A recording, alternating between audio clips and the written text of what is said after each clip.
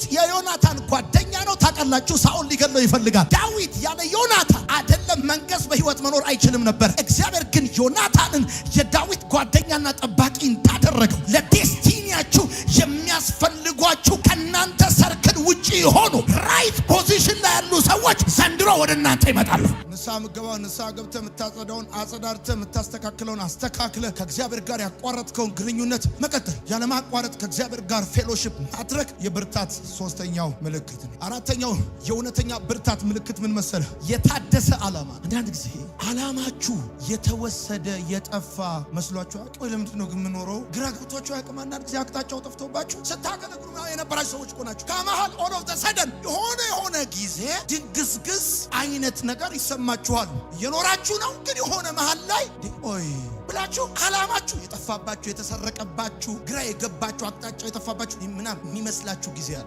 የብርታት አራተኛው ምልክት ምን መሰል? ለምን እንደምትኖር እንደ አዲስ የምትኖርበት ዓላማ በዚህ ዓመት ፍሬሽ ቪዥን ማግኘት ትጀምራለህ። ይሄ ዓመት ማለት ድንግዝግዝ ያለባችሁን ነገር አጥረታችሁ ታያላችሁ። አገልግሎታችሁ እንደ አዲስ ይገባችኋል። ህይወታችሁ እንደ አዲስ ይገባችኋል። ወዴት እንደምትሄዱ እንደ አዲስ ይታያችኋል። አሁን እንደዚህ ነው። የሆነ ዓመት ላይ የሆነ ትላልቅ ራእይ የነበራችሁ ከዓመታቶቹ ቁጥር የተነሳ ፍዝዝ ያለባችሁ ሰዎች እግዚአብሔር ምስክሬ ነው፣ በዚህ ዓመት ፍንትው ይላችሁ። በዚህ ዓመት ለምን እንደምትኖሩ ግራ አይገባችሁም። ለምን እንደምታገለግሉ ግራ አይገባችሁም። ወዴት እንደምትሄዱ እንዴት እንደምታገለግሉ እግዚአብሔር በህይወታችሁ ላይ ያለውን ዓላማ እንደገና እግዚአብሔር በምድረ በዳ በቁጥቋጦ በእሳት ለሙሴ እንደተናገረው ልክ እንደዛ የእግዚአብሔር መገለጥ ወደ ህይወታችሁ ይመጣል። የብርታት አምስተኛው ምልክት መተው መቻል። መተው መቻል የብርታት አጽናፍ ነው። ምጽፉ ሰዎች መተው መቻል የብርታት ክንፍ ነው። የብርታት ጎርፍ ነው። መተው መቻል ብርታታችሁ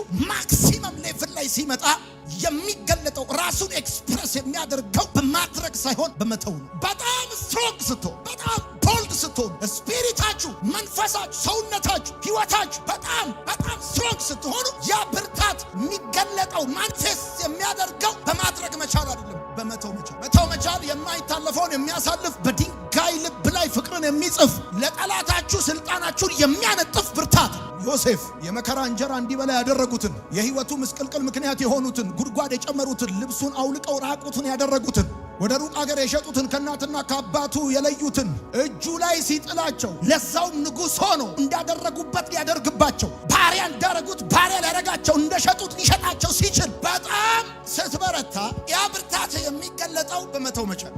እንዳደረጉበት ቁስል ሳይድን ያቆሰሉ ሰዎች እጅ ገብተው መተው የብርታት ጎርፍ። አልዳንም እኮ ቁስል ያቆሰሉህን ሰዎች እግዚአብሔር ወደ እጅ አሳልፎ ሰጥቶ መተው መቻል። የብርታት አምስተኛው ማሳያ ምን እንደሆነ ልንገራችሁ። በደልን መርሳት መቻል፣ ቂምን መተው መቻል፣ በቀልን አለማሰብ መቻል። እንዳደረጉብን ልታደርግባቸው እየቻልክ ተውካቸው ማለት ነው። ያደረጉህ ነገር አይደለም፣ ምን እንዳደረጉ አይደለም፣ ስማቸው እስኪጠፋብህ ድረስ ትረሳቸዋል። ሐኪም ሰርጀሪ ሲሰራ ጠባሳው ይታያል። እግዚአብሔር ግን ሲፈውስ ያለ ማስታወሻ። በዚህ ዓመት የሆነ ቦታ ያለ ማስታወሻ ትድናላችሁ። ይህ የብርታት ዓመታችን፣ ያደረጉብንን የምንረሳበት ዓመታችን ነው። ያሉንን የምንረሳበት ዓመታችን ነው። ስድስተኛ የብርታት ምልክት በጎ ሕሊና። በጎ ሕሊና ያለው ሰው በአስቸጋሪ ሁኔታ ውስጥ መልካም ነገር ላይ ፎከስ ያደርጋል። ሐዋርያ ጳውሎስ ለጢሞቴዎስ ሲጽፍለት እምነትና በጎ ሕሊና ይኖርሃል። አንዳንድ ሰዎች ያለ በጎ ሕሊና በሃይማኖት ጠፍተዋል። ይኸውልህ ክርስትና ከበጎ ሕሊና ጋር እምነትን